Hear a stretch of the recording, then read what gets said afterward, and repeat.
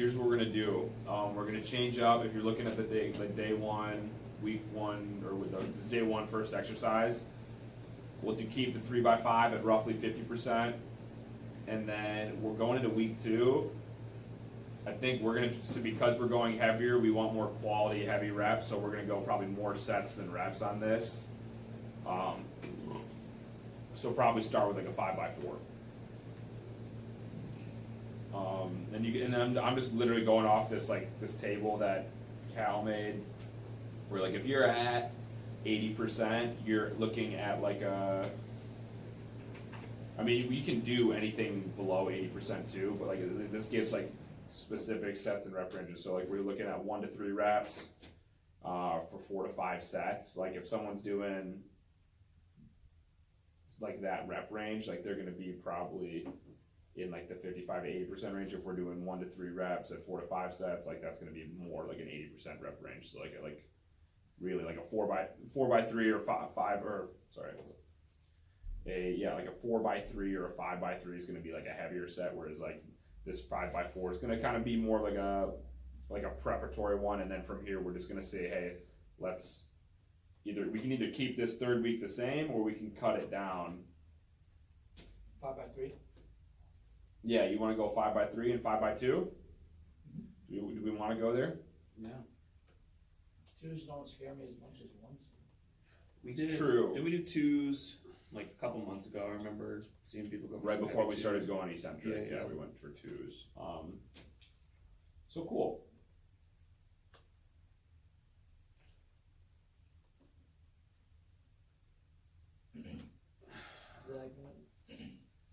Are we gonna go into heavier weight with medicine balls and kind of do the same, or no? Heavier weight? Yeah. I wouldn't worry about the weight of the medicine ball, because it's like more of like a contrast. So you're gonna do a really heavy weight, and then you're gonna try to move a really lightweight really fast. And I posted an article about that, and honestly it's in this book too, but how contrast and like potentiation, all that stuff kind of plays a role. It's in this coaching Slack channel. I'd check that out if you want to understand that a little better. As far as exercise go, like we'll keep the trap bar just because we've been nursing that this whole time. What we'd probably look to do moving into like April is like we're gonna change the variation. So it's either like we're gonna put chains on it, or barbell? What? Or barbell? No, I don't think with an athlete we never need to go barbell, because most kids do that at school, and if not, like it's just people are way more likely to get hurt just by like getting the bar in front of them, because then they just can't control their shape. But we could do like a low handle trap bar, flip it upside down. That makes it way harder, so it increases the range of motion. We could roll them off the floor and have them just pull from the floor. Like that extra 1.5 inches would suck not having. That's gonna limit them. Or we could do Put bands on it, like stand on a band and like put it around your wrists. Done that before. And then we would knock that out for the next like 12 weeks. But I mean, we're kind of like, this is like, obviously we're gonna have this scenario. This is like our ideal people getting ready for like spring sports who aren't doing stuff right now. For anyone else, we're just gonna kind of go off the script accessory work. Think about it like this. If you look at that chart I posted in Slack, the training residuals, that's gonna kind of be your guide with someone who's in season. So if we have like an athlete who's like, hey, like this person's been here the past 3 weeks, the past 2 weeks, they've been doing a lot of biking, recovery, like stuff because they need it. Like at some point we have to be like, listen, like we have to sprint at least once a week. Out of their 2 sessions, we got to try to get them to sprint at least once, unless they said, like, hey, we did like sprints at practice, and even if it's not a true like sprint that we do here, like I'm more likely to not let them sprint fatigued or just like completely dead. But even if we just get them to do 90% with sprints, like they're still going to see a benefit. So like to them, it feels a little lighter. That automatically just forces them to relax, and probably they'll honestly end up running faster. Because they're not going to hold tension, they're not going to try to be powerful, they're just going to let it happen. So that's a good way to cue that. But they need to sprint at least once a week out of their 2 sessions or 3 or whatever they're doing, and then they need to try to lift some relatively heavy once a month. So like it's not much, right? And like honestly, you can think about it like this. Maybe it's like you just pick a different lift every single week. Like, hey, like you're gonna if we were coming into March, we get like Fish, for example, we use him because he's in season already. Hey, this week I need you to go like upper body pressing variation, we're gonna go heavy, okay? Like your legs are pretty smoked. Like he's not really a shooter in basketball, so like I'm not gonna like affect his shot or whatever the heck that means. And then like maybe the week after that, if he's feeling it and we can get away with it one day, like okay, now we're gonna deadlift, and then like maybe the next week we'll have him at a squat. Just so he's getting a strength adaptation. But like realistically, if you wanted to be like really simplify it down, like maybe he only needs to deadlift like once a month to maintain strength. And then once you get him into baseball, as long season, as it's in and above like that kind of 80%. correct. Like range. Yeah. So if you're looking at like a anywhere from like a 3x3, 5x, like you want to keep total volume down because that's like one that's going to help them mentally, but like You're also so. not looking for the hypertrophy response. It's just that absolute like strength. Yep, it's purely neurological and it's keeping a pattern ingrained. So a good, like you want to stay probably 10 reps or under. And so you can push heavy, like, hey, like we can do a couple of doubles. Like you want to do some doubles today. Like my go-to is 3x3. I say, hey, hit 2 or 3 warm-up sets maybe. Like maybe 1 or 2, and then just let's go 3x3, like 8 out of 10 or heavier. You can't really go much past 85%. And that usually seems to work. And then the accessory work is all sensory motor based. So it's like, hey, like you're gonna put them in horrible positions so they can't cheat weight, like whether it's hook lying on a bench or like seated in a lat pull down and like pulling their heels into something. Like you want to just kind of dummy proof everything. And then if you do any like lower leg accessory stuff, it shouldn't be like tempoed out too much. You'd probably want to go more strength rep range there as well. So like 6s and 8s rather than 10s with tempos or pauses or crap like that. Just because that's just gonna do a bunch of just like that's gonna be more of a hypertrophy like damage response rather than like a strength stimulus. That's gonna be more injury prevention. Because you get them into any unilateral like a split stance, like that's gonna do wonders for like connective tissues. You just don't really want to go above 8s probably. Because then they could get pretty sore. But at this point, I don't know. We've been doing 3x10s with other people, and they seem to be doing just fine. I know in weeks past, like we've had people, like say, like Maddie or McKenna, for example, like come in, smoke, do the thing, and then you're just like, all right, you're gonna ride the bike, and then just have you do like even just like 2x10, like through like that tricep, like 2x10 is okay. Would you rather see like a 2x8 or like maybe even a 3x8 or something like that, just depending on what it is? Yeah, I would say, I mean, if there's no constraints, 10 reps is probably fine.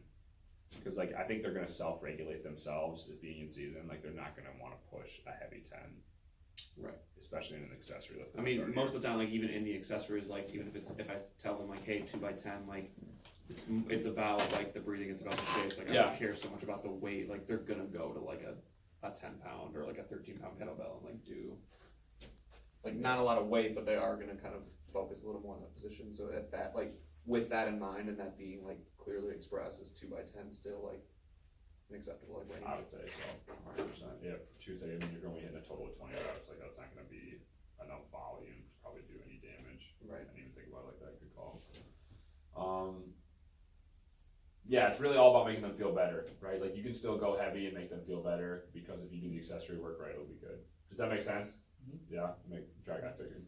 We're just gonna have to write this down our sheets because we don't want to have Carson do a heavy day one week and then we're like, oh, like not you have that track and have him go heavy. We have to be really good about writing weights. We have to be really good about making notes, whether it's on the back of the sheet or even in just like the column, like just write like OTS Trevor or OTS Alex, like C Alex or something like that, like because typically what I've been doing with him is just like, hey, what did we do last week? Did we squat? He's like, yeah. I'm like, okay, well this week we'll deadlift, and I just literally take the 5x5, exit out 3x3, and you just go in and make the edits just so we know what you did. For power development, this one's tricky, and like this program just in a nutshell is tricky because like we have all this wide base of people, but it should be more reactive and like plyometric-y at this point because you want it to, like to transfer to sport, and like so like we want that reactive elastic like power, because at this point they should have like doing like a broad jump to reverse overthrow that's already like a pretty good strength like speed developer. So I think we could look to do like more. This is gonna be like more like your like ankle hops or like ankle hurdle jumps or like hurdle jumps.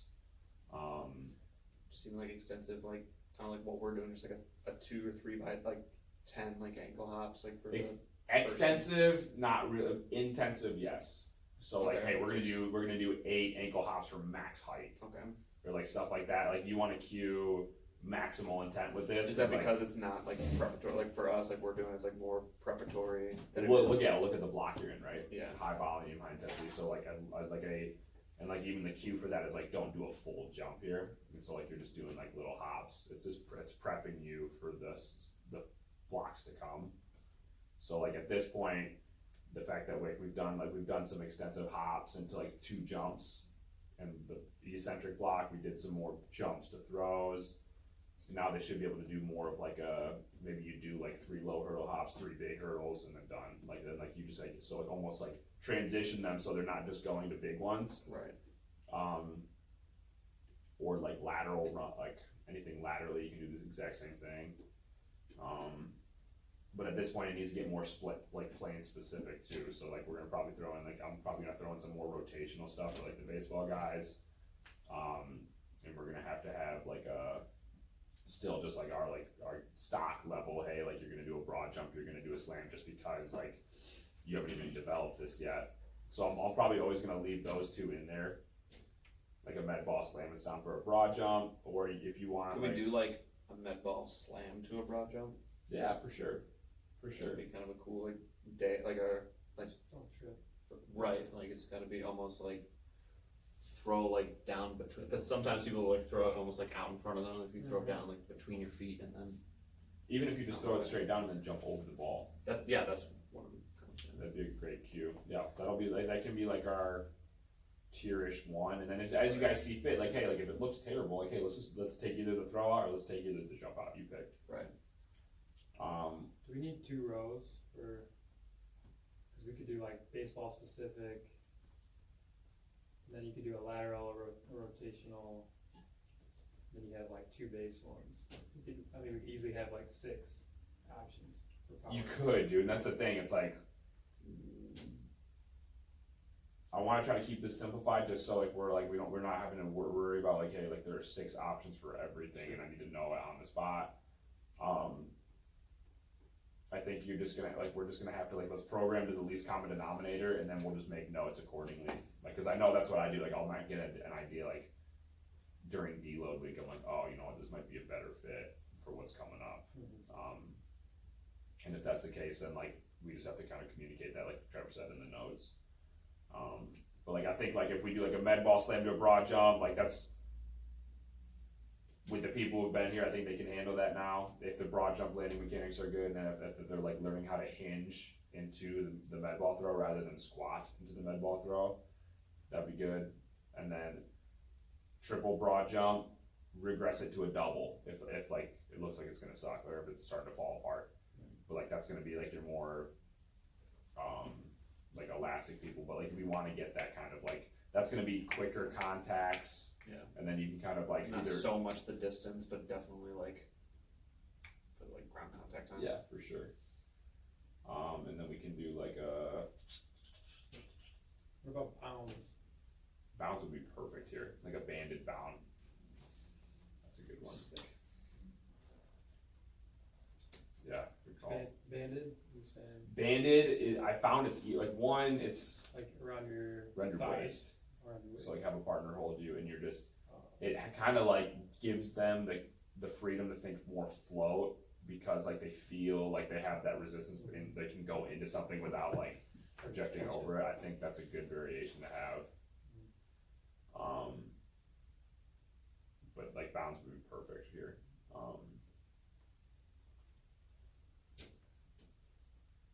What would you do? Two on? I'd probably do like start with like 4 each leg. 1, 2, 3, 4, and then like in this next week you're gonna do 5 on each leg, and then you're gonna do 4 on each leg, but you're doing another set. So like if you look at totals here, we're doing 12, 15, 20, 25, and that accumulates. Wow, the opposite is happening kind of basically over here at like the volume and the lift is gonna going down. So you kind of always want like a decently inverse relationship. if it's something that that's pretty demanding. Mhm. And like I said, like for some people, it's gonna be this day one is gonna be, or even just the 1A, 1B is probably gonna take like 20 minutes at least. Especially if you can go heavy, because you want decent recovery. I mean, obviously we're not always gonna be like, hey, 3 to 5 minute recovery every time. They're always gonna work up, and we're just gonna count those sets anyway. So even on week 2, we're doing 5x2, like they'll start heavier, but like they're relatively speaking, they're not gonna really probably cross 90%. But then if that's the case, like, hey, the first thing to go is always like, you can always just take out 3A, or we just and then we just start cutting sets out of accessory work. Because like if they are taking that long with the compound, that means they're going to be that much more empty in terms of like their gas tank by the time they get there. So it's like, do we really need to do this? Yeah. So it's like, don't do any necessary damage there, because it's like we're trying to peak them for sports. Because they're gonna have their first week of like tryouts, maybe if they don't get pushed back, then they're all going on spring break anyway. Then they'll come back, and like by that time they'll super compensate and they'll be good to go. I feel like the first thing, like you were saying, like the first thing to go for me and my people have been like the ab or like the 3A, and then first thing after that is just another like one of the sets of the accessories. And usually for like either the slow moving people or the people that are really taking the time on like compound, it'll be like a 2x10 or something like that for the accessories. Just trying to make sure they get 2 sets in with that before it's like time for them to go. Mm-hmm. Yeah, so with this, I think the accessory work is kind of like whatever you guys are feeling, honestly. Like at this point, we kind of went over this, well, on the backside of this, the whole propulsion arc, where like we want to do a lot of like reaching and like a lot of like alternating or like variations where we can keep a shape and like just move in different ways. And then obviously we have our people who like, we need to like, hey, like I'm gonna ratchet you down, we're gonna do tempo benches to like keep time under tension high, because you like when we talked about Tyler yesterday, like everything he should be like accessory work wise should probably be more tempoed out, and really like just kind of like mess with him a little bit there, just to see. I think of a few people who did that. Right. And so with that, we can go ahead and do this. So like for the accessory work, I'm gonna go ahead and just put on the notes like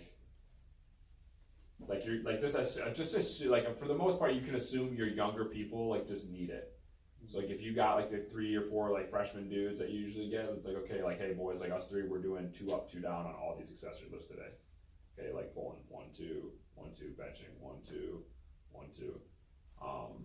I even like that ISO on the top of a row, a 3-point dumbbell row. Yeah, like squeeze the top. You're right, and like that's the best cue you can have on like stuff like that is squeeze. Like you want to think.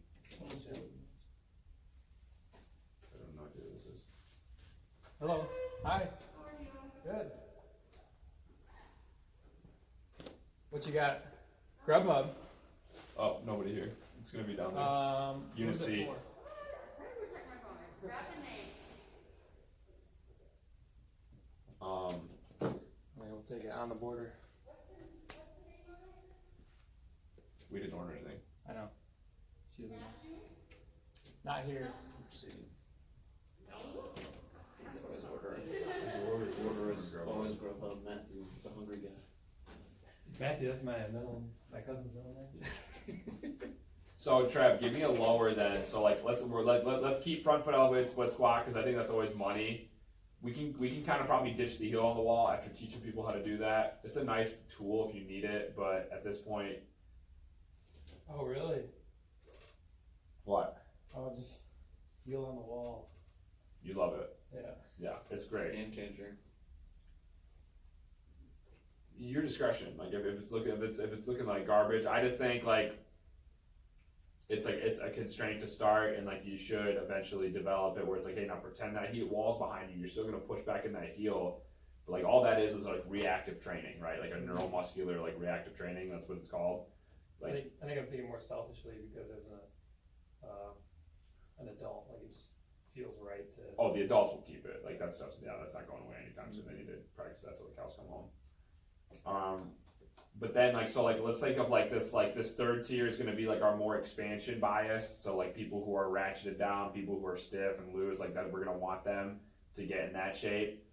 And I'm even gonna put in like a goblet reach. So like when we're thinking goblet reach, it's gonna be like, that's gonna be where you really get it out in front of you. And it's not even like our bar, this comes away from you, but the bell's off your chest and your elbows are reaching down and away, okay? So it's not like you can bring it out here, that's gonna make it incredibly hard on your biceps. But I just like think about trying just to kind of like, I'm going to reach and tuck back. So like you should feel your whole body shift backwards in space when you do this. So it's not up so much as it is down and away without letting your chest drop. That's the kicker, because you'll see people want to crunch. So that's a good one for your really strong people. Could we start double racking too, stuff like that? Would that help that, or would it make it worse? With something like that, well, if you think about like, you can for sure, but like then it would still be like a low hold. But like, think about what we're doing before this. Like you're hitting a 80% plus compound lift, so it's intense. Like at that point, do you need to go with a heavy split squat? Some of the kids, yeah, like the weaker kids who aren't gonna like really know, especially these kids that are just starting out, like with somebody who like learned the trap bar yesterday, like next week as we work up and start doing heavier stuff, it's a good time to practice technique. I don't think that's necessarily need to work up to an 80%, right? Like that's gonna be, hey, let's use these heavier reps to really dial in form. But like relatively speaking, it's not going to be heavy, and then we come into accessory work, and then we can kill them. Right. So like that's what I'm thinking of. Like, hey, we can do like a rear foot elevated. Like Bulgarian split squat? Yeah, rear foot elevated split squat, and that could be like either like if you could either go 2 dumbbells to load it up, or you could go 2 kettlebell like a rack, or just a heavier goblet. That's just going to be kind of dependent. Whatever you pick, just make notes on it. And then we'll keep plate reaching split squat. For that one, we could probably go, like if we're assuming that's a newer person, heel on the wall for that one. Yeah. For the plate. For the plate reaching, yeah. I really like the contralateral. Are we gonna miss out on some benefits With that, that exercise? Yeah. I mean, we can't keep, I mean, we're gonna, if you do anything for a month, like you gotta switch it up at some point. What you could do is you could go 1, 2, and then whatever your kind of bias is, like, so like, hey, like maybe like you like wanna throw a rotation in there, we wanna turn towards the front foot, and like you're gonna like spin. That's gonna be more of like a contralateral bias because you're contralaterally rotating. But at that point, it's gonna be for the rear foot elevated people, you're trying to drive like tension in there, right? So like we're really thinking like, hey, like we're gonna externally rotate their knees, so like, hey, push your knee out a little bit because they're gonna want it. Most of those people are gonna want to dive in with their knee. You're thinking of control, tempo, all that good stuff.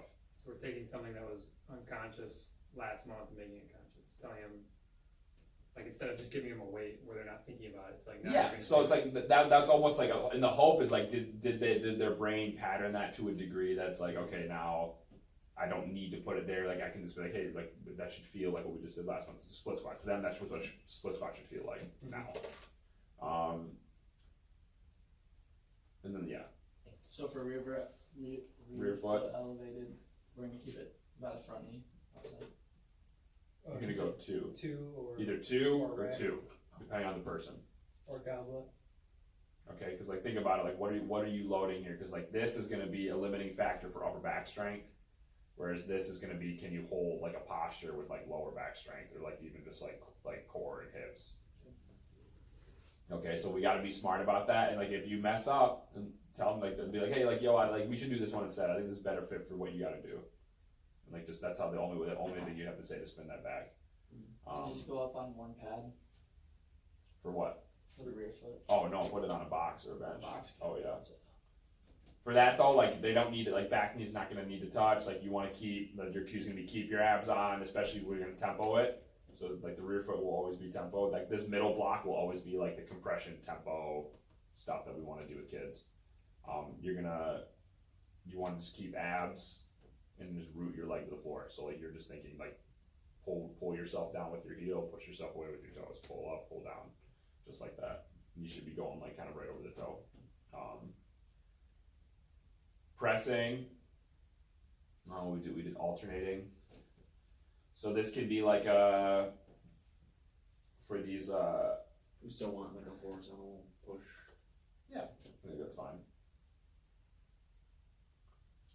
Because like you don't want to think there's like these blocks are all building off each other, so then maybe next month we would have a more vertical emphasis. Makes sense. It's bigger bang for your buck, right? Like I think it's gonna take more time for us to teach people how to do like look at the adult program for example. Like the overhead press is just a disaster, Tough. and like it's like we don't have a ton of dumbbells that accommodate that really well. We can't throw everybody in the landmine, which would be probably more optimal. So it's like we only see him twice a week. If I saw him 5 times a week, 100%, we'd be doing a lot more vertical stuff. But it's like let's just prioritize what we can. Makes sense. So like a seesaw bench is Flat or incline? Because it was incline for that alternate. Yeah, we can go incline. Good one. We'll keep that consistent. We'll probably always do an incline on a day one, and like day two can do more of a flat variation because it's more of like a secondary. It kind of stinks for not stinks, but it's like it's similar. Like when we were doing this whole last block, has been like day two will be like a flat bench for most people, and then someone like Dakota comes to mind where she'll come in like she'll go Tuesday, Thursday, and then Friday she'll come in, and then the compound is flat bench, which is doing almost the same thing, the same weight for ISO. What you're doing ISO, so Right. It like I said, it is different, but it's and that's a good point. But think about it like this, right? that's also because she's not doing the landmine. She's also 14. Right. How many times has she benched? Only this year. Exactly. So it's like I think you could throw her on a barbell and have her go 3x5 for probably not 2 years, but probably like 6, 7, 8 months before she could probably PR almost every week. Right.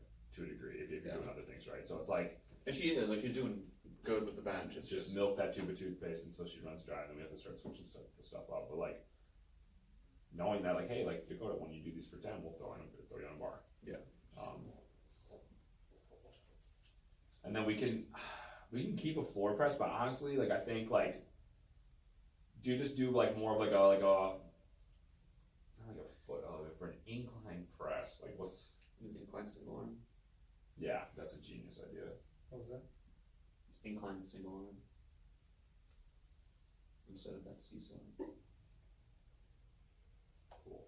It almost seems more advanced. So single arm is more sensory motor because one, like I have no balance here, so you have to go lighter. All right, it gets them into a really good shape. If you like what you've been doing with the feet on dumbbells, I love that. Like if you can get them to kind of feel that and feel low back, that should be another one that's probably tempoed out for sure. Okay. The seesaw bench, I know. Seesaw bench is an alternating, but it's a switch. So it's like I'm like punching and pulling instead of pop. It's alternating like to a different degree. So that you should be able to drive a little bit more load there, like versus an incline, because you're not pausing and stopping at the top. You're just like switching, like you almost like you're kind of playing off that energy, like you're almost like getting Kinetic the whole time. Yeah. That should be a good way to go with that. And then Well, I have to, like, I've never done that before. Low back on the bench, is that probably not important with the seesaw? no, it is, because if you think about who, like, if like we're thinking about like this column as like our more compressed people, You're trying to get more movement anyways. yeah, it's a different alternating variation, but it's also they're gonna be the people who are doing more in the compound lifts. So like when the time they get to this, it's like okay, like we're trying to use this to restore more like variability in how they move. Yeah. Like don't PR. yeah, they like that's gonna be this middle column, this incline dumbbell bench. Like all right, hey boys, like let's load it up. We're gonna go 2-2 tempo, but like I want you guys like coming close to like fit. Like it should be tough towards the end here, like real tough. How do you And like they can arch a little bit, they can drive a little bit more compression to a degree because like they kind of need it. How do you do your breathing with that seesaw?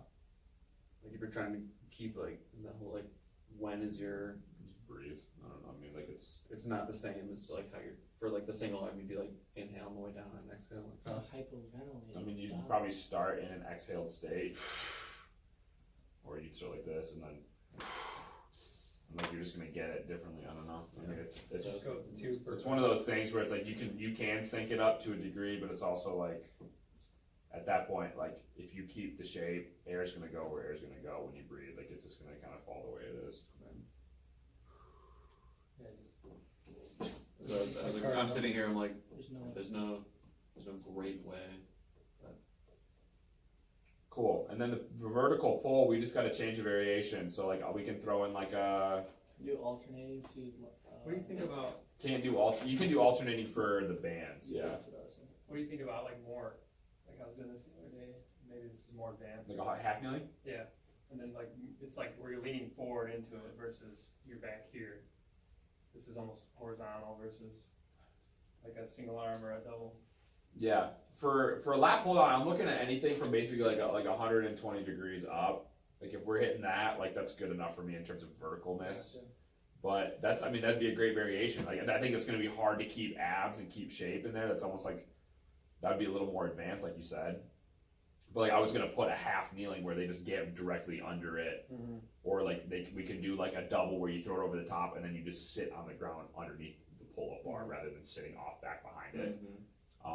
So like if it's seated, and then like a long seated would be like your legs straight out in front of you. I think we can progress to that because that's going to probably be you can probably get a little bit more if you're sitting right underneath it. Or no, I take that back. It should be harder. It'd be hard. Yeah.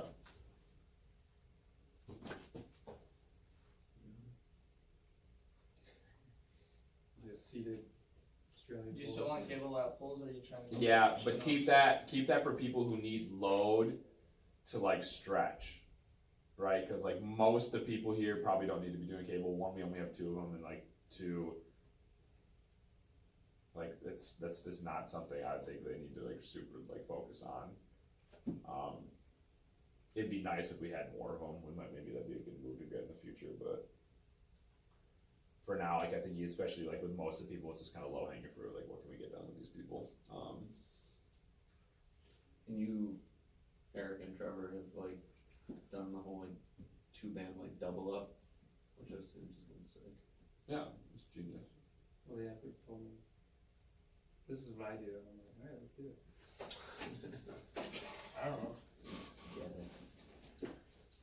Good. Then going to abs, we can add some more dynamic stuff in this month. So like we can do like dead bugs.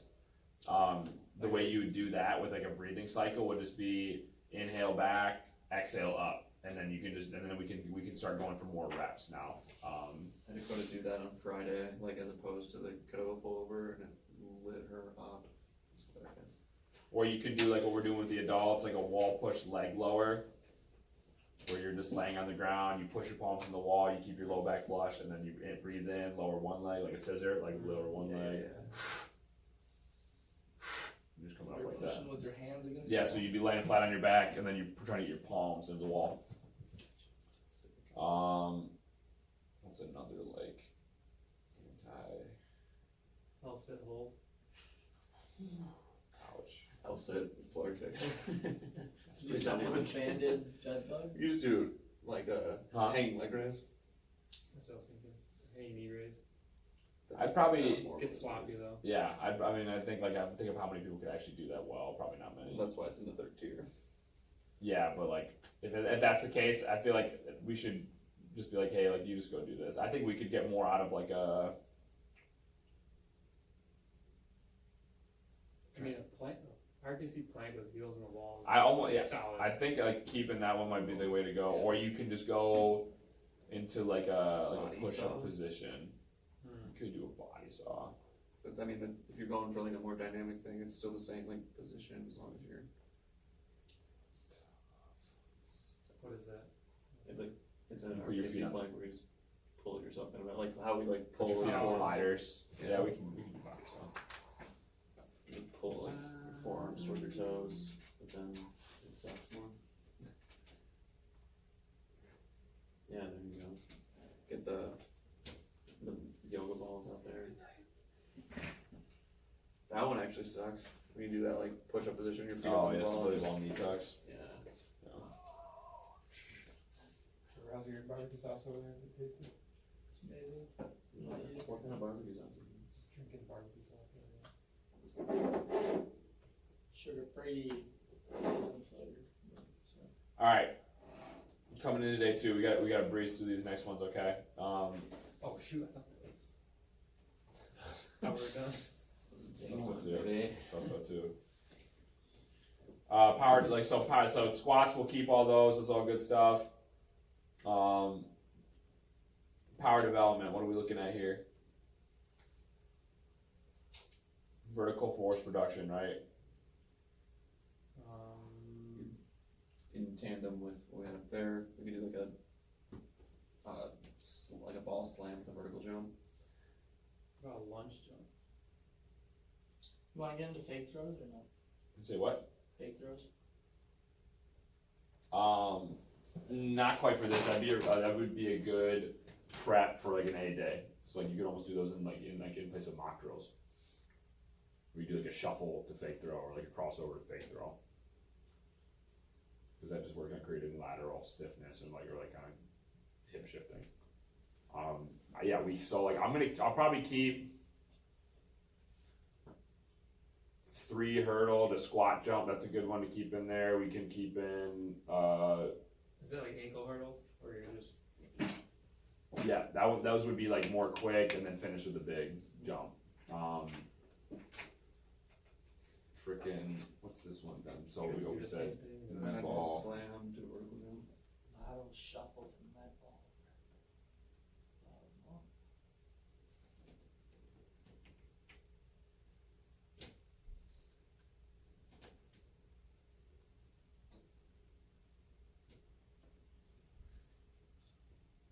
What about like a 3 hurdle to snap down? Or 2 hurdle snap down? That's kind of how they should land always anyway. If they're coming over a hurdle like that, I'd be like, all right, it's always a stick. Like anytime, but when they land on a box, when they land on the floor, everything should always be like that's like our starting and finishing position most of the time. We could do like a. So we're kind of over it. We're over programming. Yeah. For it specifically. Med ball to a snap. Yeah, med ball slam to vertical jump. 3 hurdles to a squat or squat jump or vertical jump, and then we need one more kind of like in the middle or even lower level. Could we add some like ankle jumps before the snap down to the rotational back jump?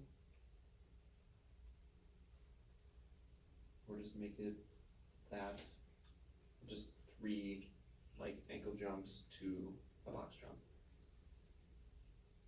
Yes. Take out the snap down and the rotation and just make it a like pop, pop, pop, pop.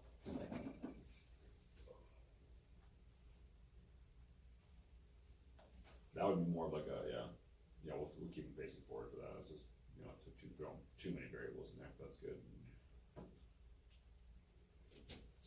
Cool. And then you can take baseball guys separate, do rotational throws. Yeah, we'll probably want to keep, or they'd like lateral bounding.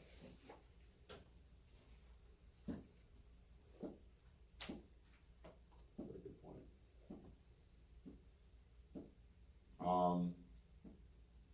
So hey, press. Honestly, we can just keep that all the same. What I'm gonna do though, is I'm gonna just go seesaw in that 3rd tier, and then this is gonna be dumbbell bench, tempo it out. Single arm bench is going to be more of just kind of a control eccentric.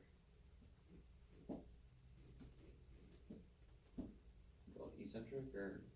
Yeah, control the equivalent, just like 1 to 3 seconds instead of just bop, bop, it's bop, bop, just to kind of get them to feel abs and get them to maintain shape, because if they rush through, they're just going to be flopping around like a fish.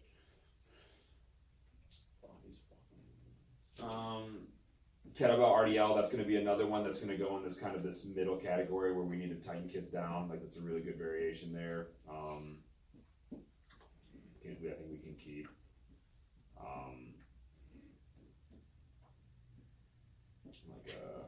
We can do like a. Do you want to do like a hand supported like single? Nah, is that too much? I think that just confused them. They wouldn't know what to do with it. So we can go with kickstand. with 2 weights. So like a single leg. So like instead so you're gonna go like either 2 dumbbells, 2 kettlebells. You can still go on the wall if you want. That's totally up to you. If they need that reference to like really fold over, that's fine. I'm just gonna take that as a case by case with the kid. And then if you like, and then this last little tier here, that could be like a 1-arm single leg. Like that would be a contralateral. So you go opposite arm, opposite leg, single arm, single leg. Back foot floats as you go back. So if you have someone that like isn't necessarily ready for the single leg, like contralateral, but can do a kettlebell RDL, but they're heavy enough to do like a 2 kettlebell RDL, would you rather just do that? Say that again. So like an athlete that is strong enough to do like a 2 kettlebell RDL, but not necessarily coordinated enough to do, or like have like the kinesthetic awareness to do like a contralateral RDL. You're saying like, should they do the 2 weighted? Should they do the level 1 or the level 3? No, I'm saying should they do like the kettlebell RDL but with 2 kettlebells? Oh, like that middle of the road person? Yeah. Yeah. See what you're saying.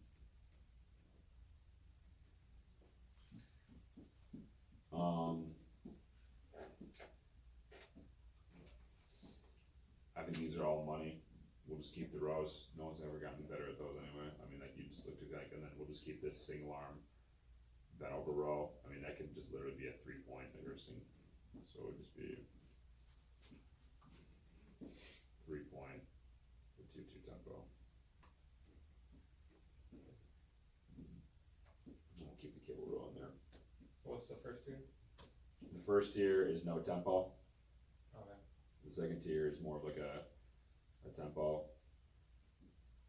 Because I'm thinking of these kids, like most of them, like they're floppy. Like if you try to put them in like a hand supported feet off the bench position, they don't have enough like ability to create tension to maintain a good positive shape while they do the row, especially slow and smooth. So if you just put their knee on the bench, that just kind of takes all the coaching out of it for you.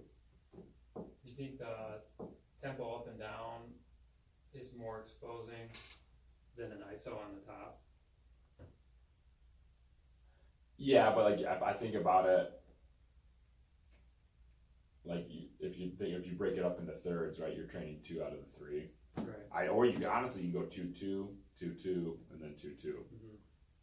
That's a great idea. I mean, that'd be like it's gonna take them forever to do 10 reps, but like I mean, if they need that, like a car, like something like that. Like I mean, or any of the younger guys, that'd be the way to go. Just make notes, make lots and lots of notes.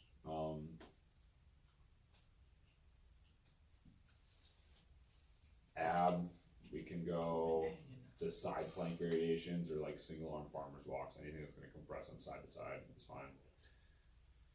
Do like Paul offs, yeah.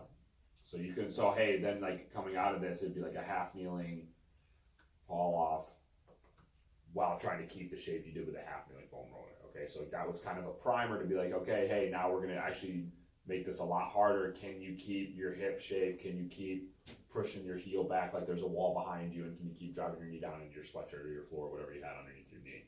All right, while keeping your head over your butt. We're not gonna lean forward. We're not gonna lean back here. We're not gonna shift sideways. It's like, can I get set up here? Go look to underwhelm them with like a micro mini band. Like seriously, just be like, hey, like, because remember how hard that was out with nothing. Like now we're gonna do that and add something in. Like it needs to be locked in. We do that for breaths. Yeah, we will do that for breaths for sure.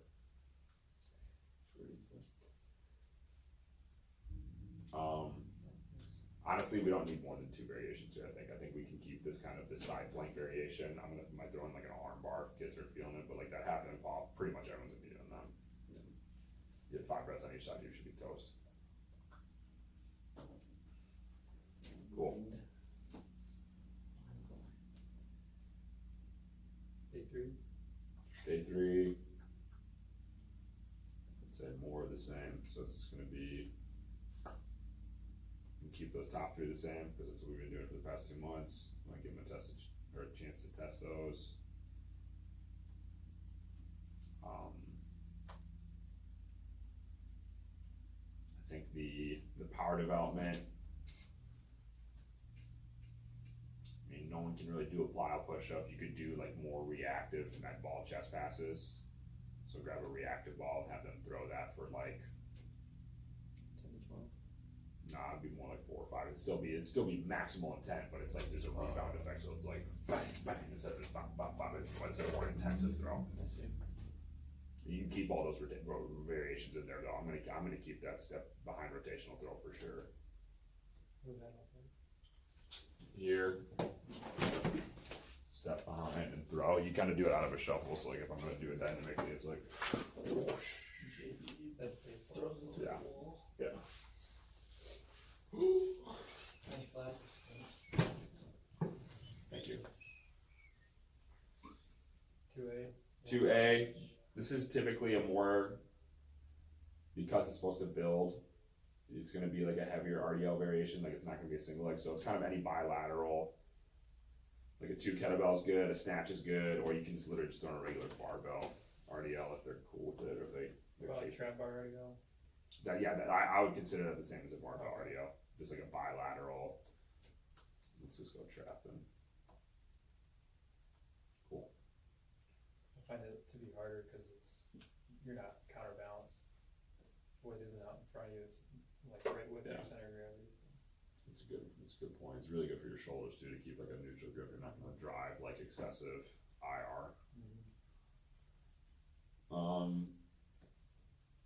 Good, I think we can keep all these. I'm gonna take the hip shift out because that's kind of a waste of time, so I'm gonna reset. And we're just gonna turn these all into reverse lunges. Barbell or goblet? We don't do barbell lunges. Yeah, probably not barbell, just because we don't even like really back squat. So like I would say like a reverse walking lunge would be like the hardest because it's more dynamic. A reverse stationary lunge would be easier. We could throw in like a Ooh, what about overhead? Yoke one. overhead. I was thinking more yoke bar, but overhead, I mean, you could. It'd be a lot. You have to go like kettlebells over your head, but It's hard enough for some kids Yeah, to I get just- like dude, I two can't. things here and then to push them overhead and then be like, okay, well now I'm gonna lunge even though I'm not very so that's the thing, right? Like I mean, like Eric said earlier, like there's variations within variations. So it's like a reverse lunge stationary. Are you doing a rack? Are you doing just a 2 dumbbell? Are you doing a contralateral? It's like, what does the person need? Yeah. I mean, I'm thinking even the 10-pound med ball. Like it's not a pressing, it's just something that you're having to stabilize your entire body and be stiff. That's not bad idea. But we can just keep that for special. Okay. Special occasions. Pick somebody and try that out. See how it goes. So like whoever you're working with, you're like, you know what? This is day 3 anyway. Like not many people get here, so it's like I'm probably just gonna keep. We'll go yoke because like I really like. We only have like Cheech, Christian, or it's the same person. JT, Dakota, Avery, like Carson's too It's good. not even Avery anymore now, it's Emerson. They Ever- switched. they always do that. Well, I guess it makes sense actually what they're doing. We edit that last part out. We'll do yoke. Yoke reverse. Yes. That's gonna suck. It's truly going to suck. Pull-ups, yeah, or like pulls, anything here, like it's fine. Like usually you can either go horizontal or vertical. I like it because we didn't even get to this one that much. I feel like I'll keep chest supported row. That would be a good middle one, like compression, where you can do a chest supported alternating would be a little more expansion. How about an Australian pull up for the first 2? I mean, you have to be so super stiff in your waist, otherwise you just drop position. You're just under a bar, just doing a horizontal row. Oh yeah, like a recline row on a barbell. Yeah, what are those called? Inverted row, for sure. We call them Australians because you're down on the. Outstanding. I'm gonna keep all those abs too, because those are complementary to kind of what we were doing. Or I guess those are kind of what we just did. So we do like more. These would be like more bear variations, ab Yes. wheels. Yeah, and reverse crunch solid.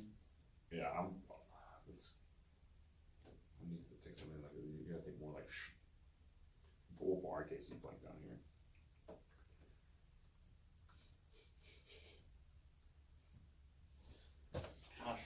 March almost. Almost there, baby. Thank God. Try this winter. Cool. Winter sucks. Speed. We're gonna do some. The only difference that we're gonna do is we're gonna do curved running on our A days. Ooh. So come on here real quick. 2 lines. Yeah, two. This is actually. This is gonna be perfect. What the Kentucky?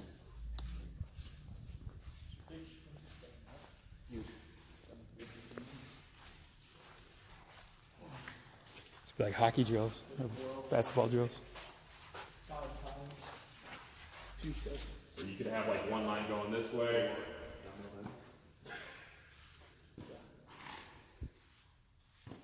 Little D lineman stuff. Too bad Ethan won't be able to do this.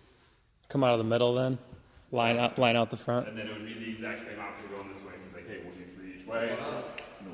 What's up, Trey? So you can, I mean, you can take this and turn it into like a Q drill, but it's really just like, I would just literally have them, like, because they're curved, like you don't have to have them face sideways. That is their sideways. So be here. That's actually lit. It's lit. Every day is lit. Does that gonna be? Start like this, you said? Yeah, just start out with like a fall. This could be second sprint probably. Huh? Second sprint after. That would be so on the second day it's gonna be the first sprint. Because it's least amount of ground contacts. Because it's your A and Q together. Or? You could combine it because it would be A, and then the next variation would be any kind of reaction start.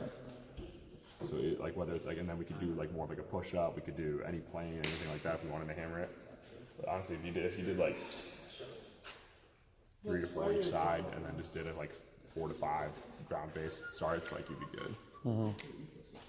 Cool. We're good here. Cool. Money. Alright, is that Money. cap?